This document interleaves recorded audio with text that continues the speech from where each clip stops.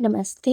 आज हम unit 7 rich for the top part 1 Santosh Yadav की रीडिंग स्टार्ट करेंगे। Before you read, think for a while and make a list of 3 to 5 persons you idolize or admire very much for their achievements. Your idols may be from any sphere of life, sports, medicine, media or art and culture. थोड़ी देर सोचिए और ऐसे 3 से 5 लोगों की एक सूची बनाइए जिन्हें आप अपना आदर्श मानते हैं या जिनकी उपलब्धियों के लिए आप उनकी बहुत तारीफ करते हैं। आपके आदर्श जीवन के किसी भी क्षेत्र से हो सकते हैं, खेल, चिकित्सा, मीडिया या कला और संस्कृति। Your teacher will then discuss your choices with you to find out who the top 5 idols of your class are.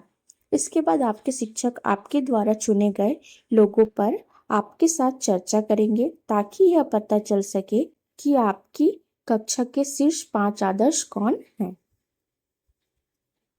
First, the only woman in the world who has scaled Mount Everest twice was born in a society where the birth of a son was regarded as a blessing and a daughter, though not considered a curse, was not generally welcome.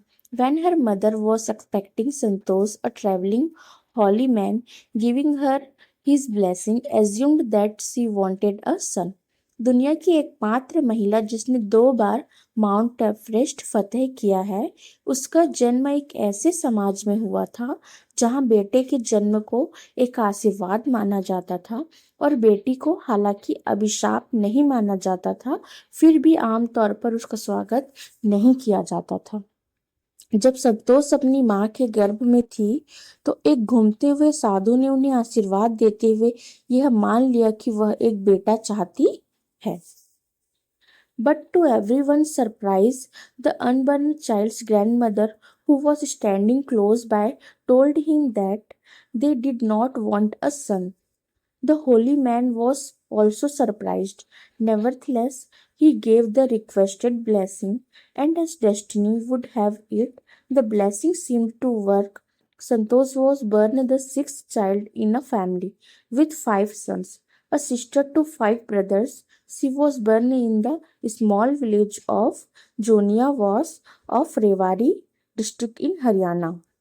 लेकिन सभी को आश्चर्यचकित करते हुए उस अजन्मे बच्चे की दादी, जो पास ही खड़ी थी, ने साधु से कहा कि उन्हें बेटा नहीं चाहिए।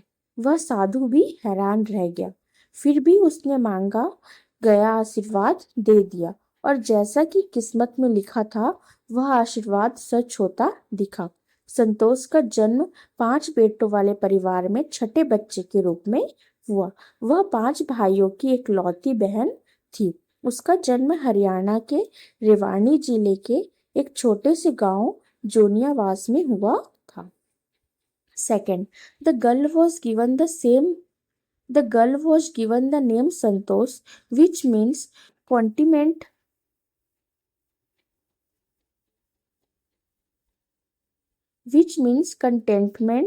But Santosh was not always content with her place in a traditional way of life. She began living life on her own terms from the start. Where other girls wore traditional Indian dresses, Santosh preferred shorts. Looking back, she says now, from the very beginning, I was quite determined that if I choose a correct and a rational path, the others around me had to change, not me. उस लड़की का नाम संतोष रखा गया, जिसका अर्थ है संतुष्टि। लेकिन संतोष पारंपरिक जीवन शैली में अपनी जगह से हमेशा संतुष्ट नहीं रहती थी। उसने शुरू से ही अपनी शर्तों पर जीवन जीना शुरू कर दिया। जहां दूसरी लड़कियां पारंपरिक भारतीय कपड़े पहनती थी, वही संतोष शॉर्ट्स पहनना पसंद करती थी। पीछे मुड़कर देखते हुए वह अब कहती है, शुरू से ही मैं इस बात पर पूरी तरह दृढ़ थी कि अगर मैंने कोई सही और तर्कसंगत रास्ता चुना है तो मेरे आसपास के लोगों को बदलना होगा, मुझे नहीं।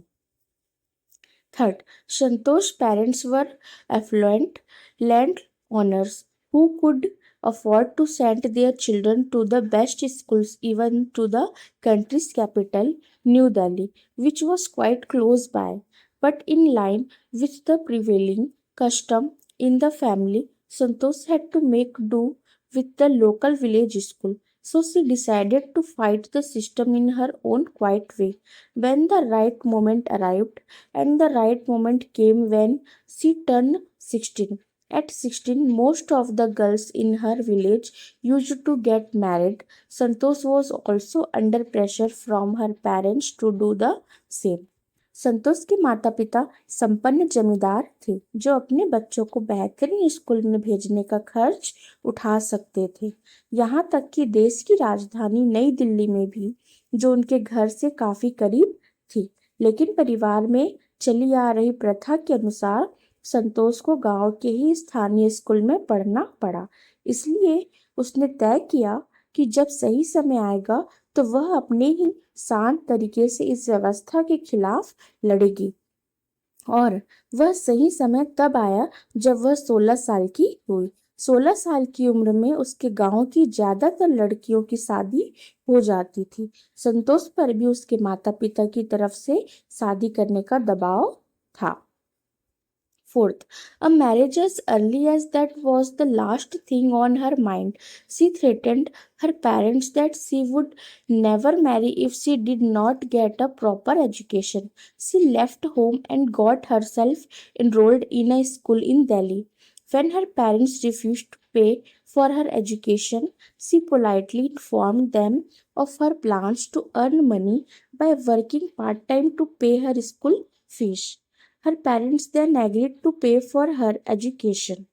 इतनी कम उम्र में शादी करना यह तो उसके दिमाग में सबसे आखिरी बात थी। उसने अपने माता पिता को चेतावनी दी कि अगर उसे उचित शिक्षा नहीं मिली तो वह कभी शादी नहीं करेगी। वह घर छोड़कर दिल्ली के एक स्कूल में दाखिला लेने चली गई।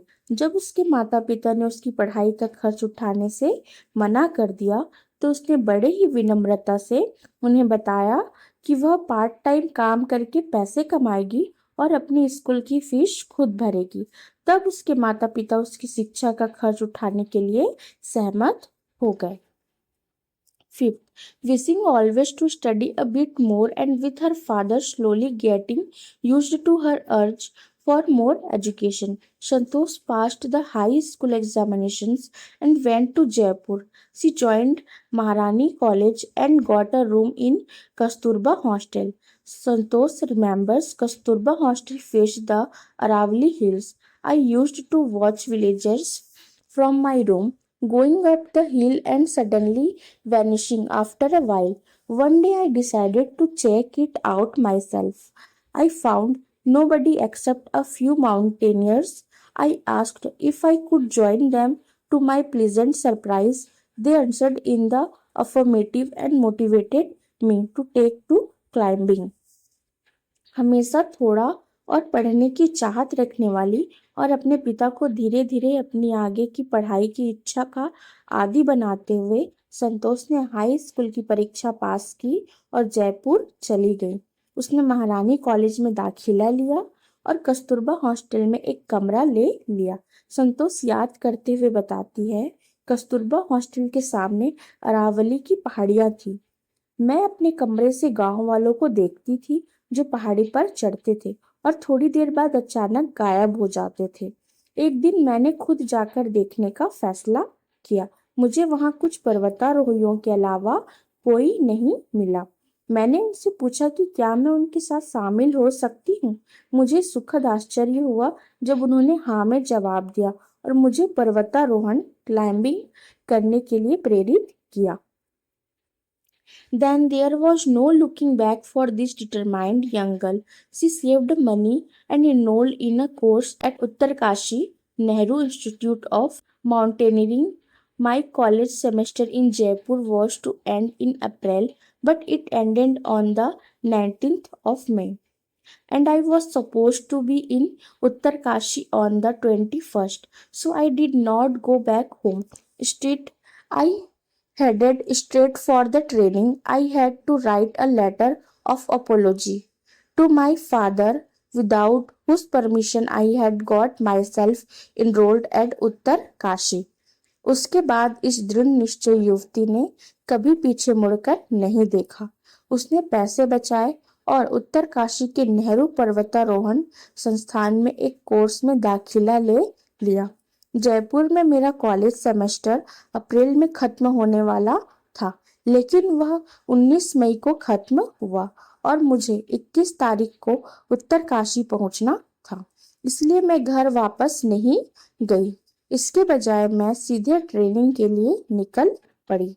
मुझे अपने पिता को माफी का एक पत्र लिखना पड़ा, जिनकी अनुमति के बिना मैंने उत्तरकाशी में अपना दाखिला करवा लिया था। 7th, thereafter Santosh went on an expedition every year. Her climbing skills matured rapidly. Also, she developed a remarkable resistance to cold and the altitude. Equipped with an iron will, physical endurance, and an amazing mental toughness, she proved herself repeatedly. The culmination of her hard work and sincerity came in 1992, just 4 years after she had slyly asked the Aravali mountaineers if she could join them. उसके बाद संतोष हर साल एक अभियान पर जाती रही। उनके पर्वतारोहण कौशल में तेजी से निखार आया, साथ ही उनमें ठंड और ऊंचाई के प्रति गजब की सहन शक्ति विकसित हो गई। फौलादी इच्छा शक्ति, शारीरिक सहन शक्ति और अद्भुत मानसिक दृढ़ता से लैस होकर उन्होंने बार बार खुद को साबित किया। उनकी कड़ी मेहनत और लगन का फल 1992 में मिला, ठीक 4 साल बाद, जब उन्होंने संकोच करते हुए अरावली के पर्वतारोहियों से पूछा था क्या वह उनके साथ शामिल हो सकती है। At barely 20 years of age, Santosh Yadav scaled Mount Everest, becoming the youngest woman in the world to achieve the feat. If her climbing skills, physical fitness, and mental strength impressed her seniors, her concern for others and desire to work together with them found her a special place in the hearts of fellow climbers.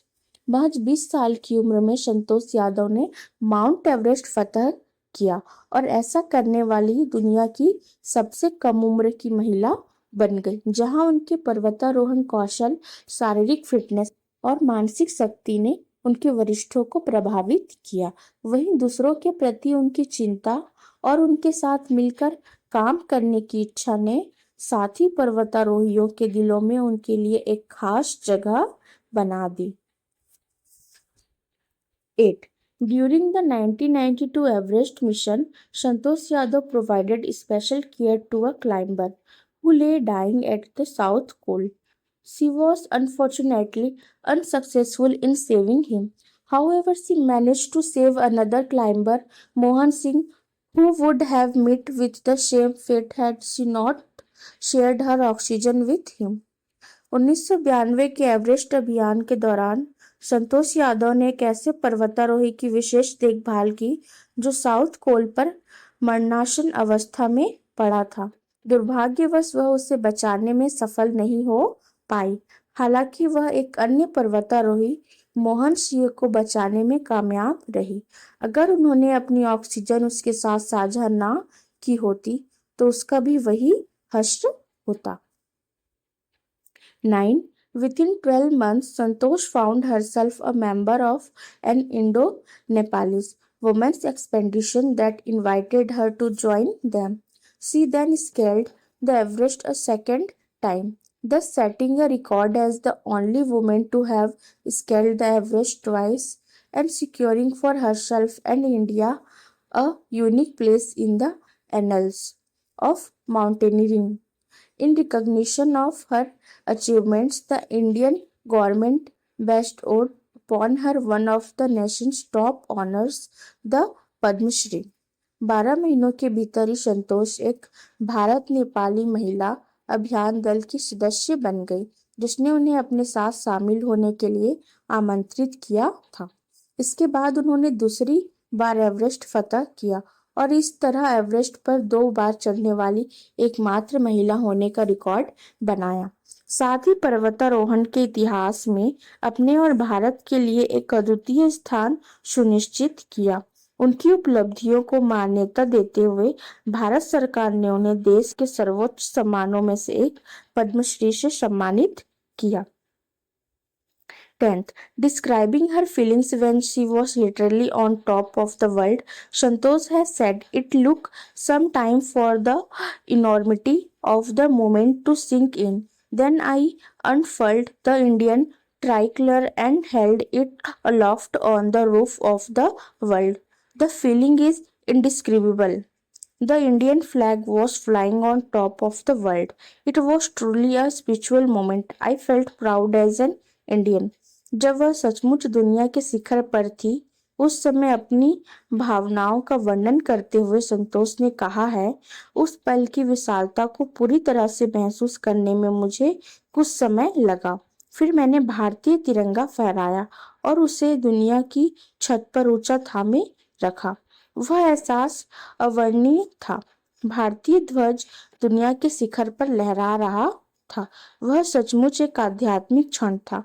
एक भारतीय होने के नाते मुझे गर्व महसूस हुआ। Also a fervent environmentalist, Santosh collected and brought down 500 kilograms of garbage from the Himalayas. एक उत्साही पर्यावरणविद होने के नाते संतोष ने हिमालय से 500 किलोग्राम कचरा इकट्ठा किया और उसे नीचे लेकर आई। ओके।